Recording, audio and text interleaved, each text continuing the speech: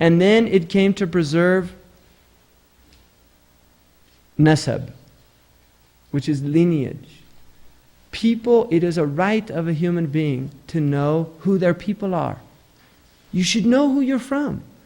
Like what happened in this country with the African black people in this country in the 1950s. Really, it goes back to earlier than that. But the idea of attaching an X to the name. That was a statement. You know, this is what the nationalist movement was making. What they were saying is X is the mathematical symbol for the unknown. And what we're doing is rejecting our slave name, like Washington. See, a black man whose name is Washington, he didn't come over on the Mayflower, right? He didn't come over on the Mayflower. Why does he have a nice Anglo-Saxon name? Because that was a name that was just given to him, right?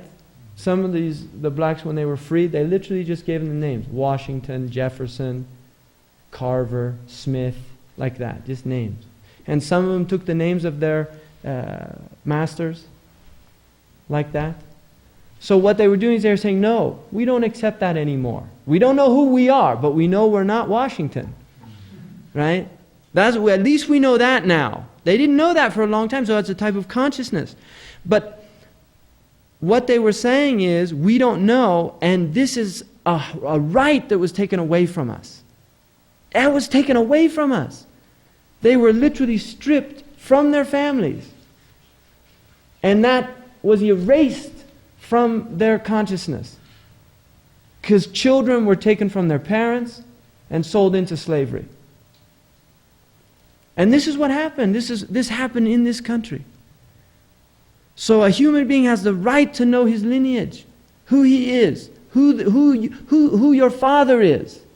And this is why in fornication the rules are so strong. Because with fornication that breaks down. And this is why a woman who bears a child out of childbirth, even if the father is quote unquote known, that child does not, out of wedlock. Even if the child is born out of wedlock and knows the father, right? And knows the father, the child does not take that father's name. Doesn't take the name. A bastard cannot say, that's my father. By Sharia. Cannot say that. Even if you did a genetic test, anything. No. Ibn Zina has no lineage. By Sharia.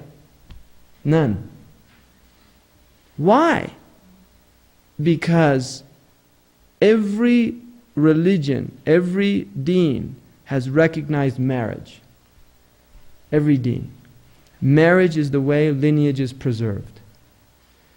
The Muslims are polygynous and not, they are not polyandrous. Because a woman will not know if she takes more than one husband, who is the father of the child. And you can't say, oh, well, we could do a DNA test. 80% of the world doesn't have telephones. Right? You know, DNA tests aren't cheap. They cost a lot of money. Right? 80% of the world doesn't have telephones. So don't use this, the people of Bayan, they say, الشاذ يحفظ ولا يقاس عليه. The anomaly is something you keep in mind, but you don't use it as a standard to measure things.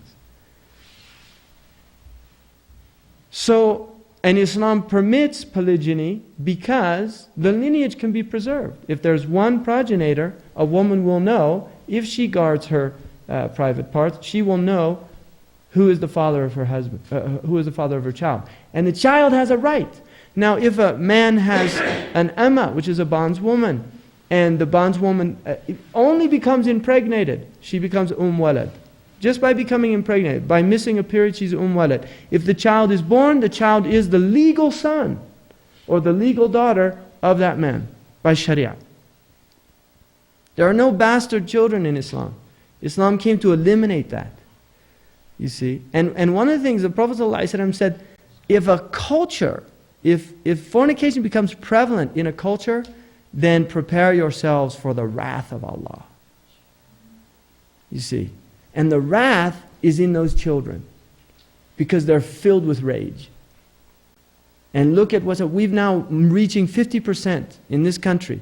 Children born out of wedlock, we're reaching 50% or past. And look at all the crimes. Look at all the violence. There's rage. If you go into the prisons in this country and ask these men, they don't have fathers. They didn't have fathers. They don't even know who their fathers were. That is oppression. That's unjust. You can't do that to a human being. They have the right to know who their father is. And so Islam came to preserve that right through the prohibition of fornication and through the guidelines of Sharia in proper marriage. And this is why Islam recognized any marriage outside of Islam. If two people become Muslim, they do not have to renew a marital contract. Islam recognizes marriages of other deens. You see, it's as long as it is a marriage that is recognized by the custom of a people. But two people living together with no responsibilities, Islam rejects that completely. And people forget that in 1968, it was major news in this country that a woman on the East Coast was kicked out of her university because she was living in sin. 1968, kicked out of a university because she was living in sin. People forget how quickly morals have changed in this culture. There was an article in News and World Report about fornication, premarital sex. And what they were saying was even conservatives won't condemn adult consensual premarital sex. They'll condemn teenage sex, but they will not condemn consenting adults, because everybody's doing it, the article said. Well, why should the children, why should the teenagers not do it if that's their example? You see? Why? And everything in this culture is saying have fun, enjoy yourself. The media is showing it, promoting fornication. Most of the television sitcoms and the films, they don't have relationships. Marriages are usually dull and boring on television, uninteresting. It's soap operas. What's exciting is illicit relations. Really? This is what they're seeing, and this is what they're being conditioned to believe. What would be the proper name for the child's father's stepfather? They keep their father's name. They can call the stepfather, what they want, nickname or whatever, but they have to understand that the stepfather is the stepfather. He is not a legal father. He's actually only a guardian. He's not a stepfather. We don't even have that term. We do not have adoption. And the reason for adoption is, see what happens. If I adopt a child, and my last name is Hansen, and that child takes my last name, 3-4 generations down the road, they forget that there was an adoption. And suddenly they think that's their lineage. So lineage is maintained in Islam. Islam abrogated adoption, did not allow for adoption. The Prophet ﷺ adopted Zayd, called him Zayd ibn Muhammad. It's okay to foster for... And fostering is, the Prophet said, I and the one who takes care of an orphan are like this in Jannah. You put these two fingers together, it's one of the highest things you can do. Right? Kafiru yatim is one of the highest things you could do, to take care of people that don't have parental care. One of the highest things in Islam you can do. But you cannot say, this is my son, this is my daughter. You said That's a lie. That's a lie. They are not your son and daughter. And they're not your stepson, not your stepdaughter. You say, this is my guard, this is my, ward. Right, exactly. It's my you ward. said that the Prophet did... He adopted Zayd, absolutely. And he announced it at the Kaaba. So he did leave. No, that was abrogated. The Prophet ﷺ was prohibited to do that after. Yes, he did that before. Yes, absolutely. So what do you do? He did that before Islam. Are there any guidelines for adopting orphans? Are there any books or things that we could refer to, especially for this culture? Kafala in fiqh, kafala is what's called kafala, which is taking care.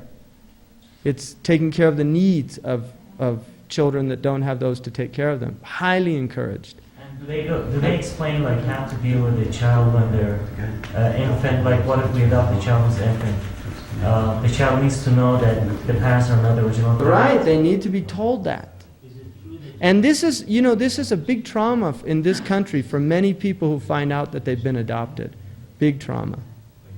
Is it true that you cannot give the child your last name? Only if it's your legal child. No, but the child that Like adopted? Yeah, you cannot give it your last name. It has its last name. Even the woman is not supposed to take your name. She's not Mrs. So-and-so.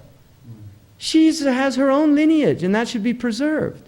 She hasn't become you. Right? That's a co-option. It's not part of the Muslim tradition. This is a bid'ah. It's a modern, and it's bid'ah muharrama to do that, to give a woman a name that's not her lineage. No, she has her own. She's the so-and-so, the daughter of so-and-so. And we're patrilineal. The lineage goes through the father. Sometimes, rarely, men were attributed to a woman because of her righteousness. That does happen. Like Ibn Taymiyyah. Taymiyyah is from his grandmother.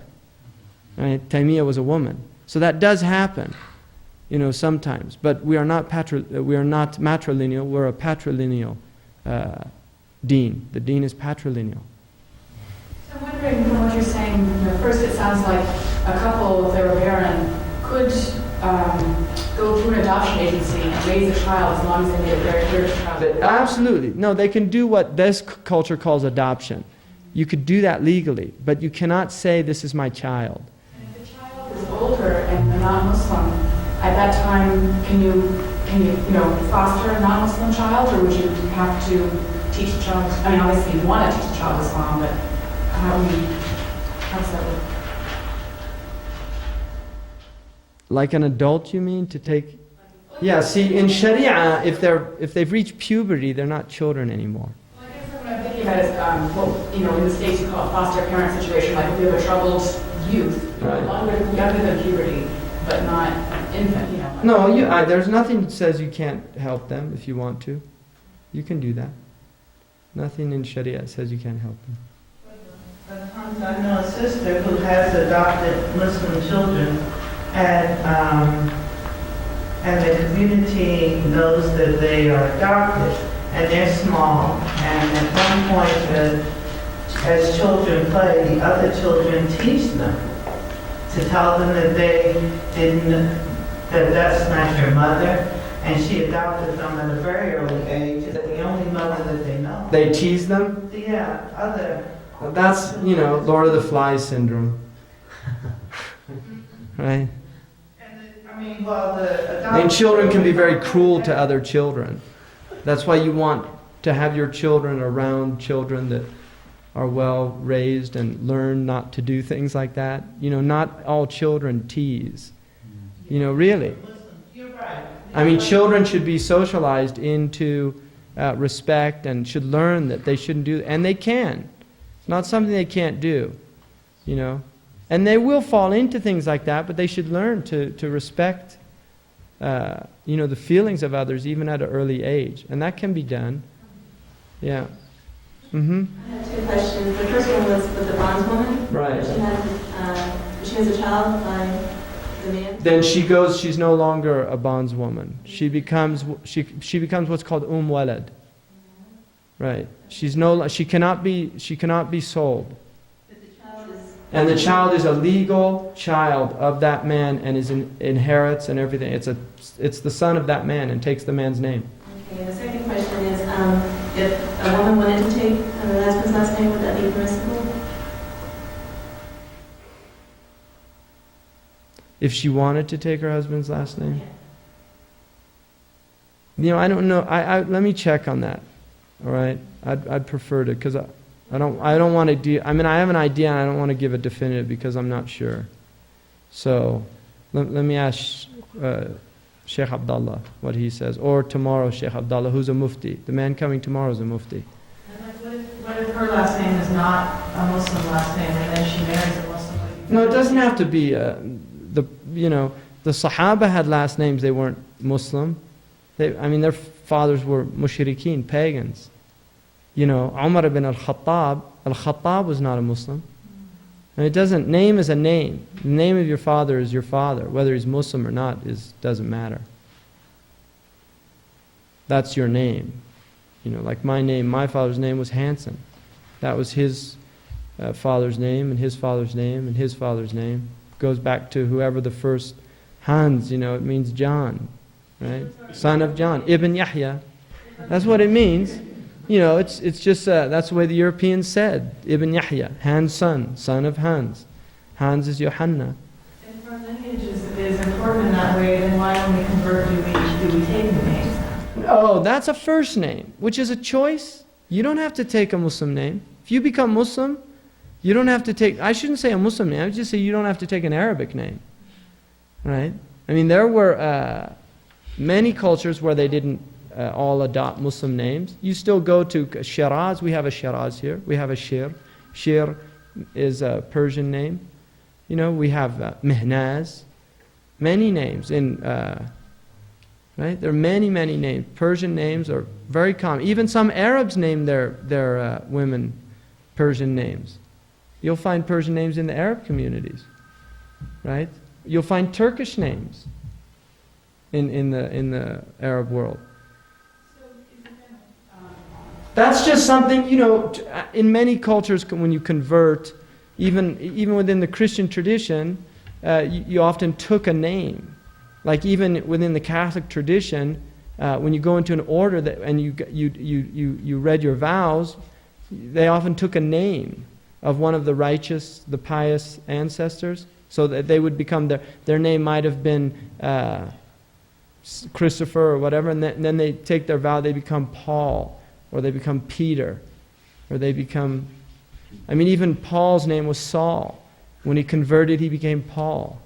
So this is just a tradition within many cultures. The Prophet did not change people's names unless they were bad names, because one of the rights of a child is to be given a good name by the father. So if he found somebody's name was inappropriate, he would change it. Like Shaqi means wretched. He said, no, your name's Sa'id, which means happy, felicitous. That's all. So if you want to take a name, you can take a name. If you don't want to, you don't have to. And there's an interesting book called Dawah in America, written by a Christian missionologist, which is people who study conversion. And he's actually not a Christian, he's a researcher. And he was doing this as an academic exercise. And one of the things he said in there is that he studied the reasons people convert, and I think he identified about 10 dominant reasons, and he said that Islam was uniquely the only religion amongst the religions that Americans convert to that had all 10 of the reasons. And he said, so he had to deduce from that the Muslims were just doing a really bad job at presenting their religion because they had so few conversions. But one of the things he said is he felt that Americans would not convert if they felt that they had to take Arabic names, right? And he actually felt that Muslims should, if an American does become a Muslim, they should just keep their American name. That was his idea, anyway. I mean, he's not a Muslim, but it's an interesting concept, you know. So is it preferred but not required for Muslims to name their children? you don't have to name your child an Arabic name. Nothing in Sharia says that you have to name your child an Arabic. There are good names to name because of who the people were. And the Prophet definitely said, خَيْرُ الْأَسْمَاء مَا عُبِدَ وَحُمِدَ. The best names are those that have abd in them or have praise, like Mahmud, Hamid, Ahmad, Muhammad, sallallahu alayhi wasallam. Those type names. Hamid, right? Those are the best names. And Abdul Rahman. There's another riwayah that's Abdul Rahman. But you could, if you were Greek, you could name your child Demetrius. There's nothing in Sharia that says you can't do that. Right? I actually thought about doing that for one of my sons. I didn't, but I thought my grandfather's name was Demetrius. You know, I thought about doing that. You know, Demi. Demi. It sounds too much like demon. So, you know, that's, Nasab is important. First name, as long as you give them a good name. You know. Jurayj is a name that comes in the hadith. And Jurayj is George. And the Prophet praised a monk whose name was Jurayj. And you will find some Muslims that had that name, historically. George, Jurayj. Right? Jurayj is a Greek name, Yorgo. Right? So it's in the hadith, it's in a sahih hadith, Jurayj. Prophet, he was one of the people that, you know, the infant spoke to because, you know the story of Jurayj, the monk? These people were very envious of him. And so they wanted to destroy his reputation. And so they paid a prostitute to go to his monastery, because he's a very righteous Christian. And she came at the night and she said, I don't have a place to stay. Will you let me in? And so he was, his humanity was there, but at the same time he was worried, because monks flee the world, and women, that was symbolic of the world for monks in a lot of ways. So, but his humanity, the spirit of the law overrode the law. And so he let her into the monastery. And then she tried to seduce him, and he would put his hand into the candle to remind himself of the fire. So he did not sleep with her. But she went, and then on the way back she failed, but she met a shepherd on the road back, and she seduced him, and she became impregnated, and she claimed that Juraj seduced her.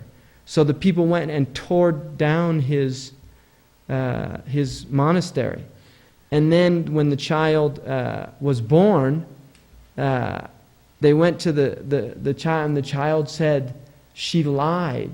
The child in the cradle said she lied. I'm the son of the shepherd. And so they knew that Juraj he was such a righteous man. That was a miracle that Allah gave to prove his innocence. And so they built him a monastery with gold, and right?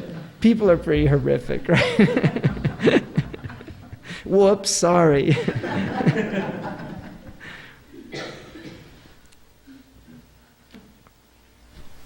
See, how about the other way around? Someone has a Muslim name and they change that. Well, people do that, yeah. They change their names. That's pretty sad. Let's put it that way. I don't know if you could actually say that would be haram to do that, unless he changed his last name, which is prohibited.